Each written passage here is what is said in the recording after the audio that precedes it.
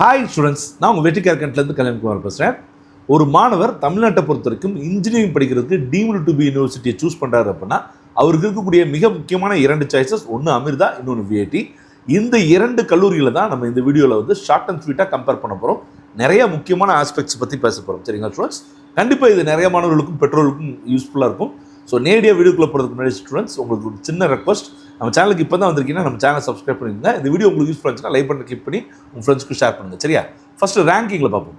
NRF ரேங்கிங்கை பொறுத்த வரைக்கும் 2025 engineering ரேங்கிங்கை பொறுத்த வரைக்கும் விஐடி 16th பிளேஸில் இருக்குது, அமிர்தா 23rd பிளேஸில் இருக்குது.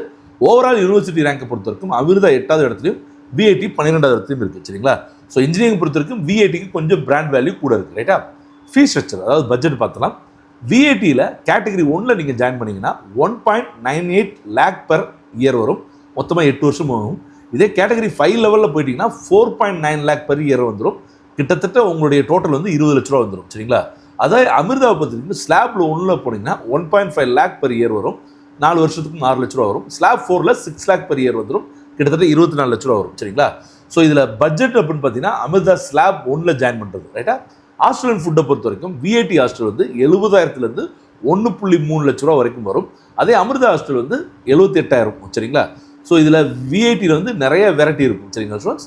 அமிர்தாவில் வந்து பார்த்தீங்கன்னா சாத்விக்காவும் டேஸ்டியாகவும் இருக்கும். சரிங்களா? அடுத்து பிளேஸ்மெண்ட், 2025 பிளேஸ்மெண்ட்ஸை பார்த்தலாம். விஐடியோட ஆவரேஜ் பேக்கேஜ் வந்து பார்த்தீங்கன்னா 7.6 lakh per annum. CSC average வந்து 9.9 lakh per annum. Highest package வந்து 1 crore வரைக்கும் கொடுக்குறாங்க.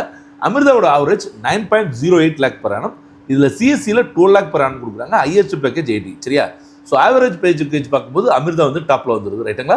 கேம்பஸ் லைஃப்பை பொறுத்த வரைக்கும் விஐடி கொஞ்சம் ஒரு பார்ட்டி மூடில் இருக்கும். 372 acres வந்து இருக்குது. ஃபெஸ்டிவல்ஸ்லாம் நிறைய நடக்கும். கேர்ள்ஸ் பாய்ஸ் ரேஷியோ வந்து குட்டுன்னு இருக்கும், நல்லா இருக்கும். ரூல்ஸ் வந்து கொஞ்சம் சில்லிங்காக தான் இருக்கும். சரிங்களா ஸ்டூடெண்ட்ஸ்? அமிர்தாவை பொறுத்த வரைக்கும் 400 acre ஹில் சைடில் இருக்கும். சூப்பர் ஸ்ட்ரிக்டாக இருப்பாங்க. கண்டிப்பாக வந்து நல்ல ஸ்ட்ரிக்டாக இருப்பாங்க. ஸ்பிரிச்சுவல் வைப் இருக்கும். ரேகிங்லாம் இங்கே கிடையவே கிடையாது. சரிங்களா ஸ்டூடெண்ட்ஸ்?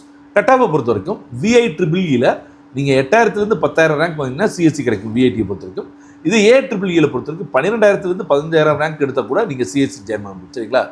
ஸோ ஃபைனலாக நான் என்ன சொல்ல வரேன்னா, fun, exposure, big companies, so இதெல்லாம் இருந்துச்சுன்னா விஐடி நீங்கள் ப்ரிஃபர் பண்ணலாம்.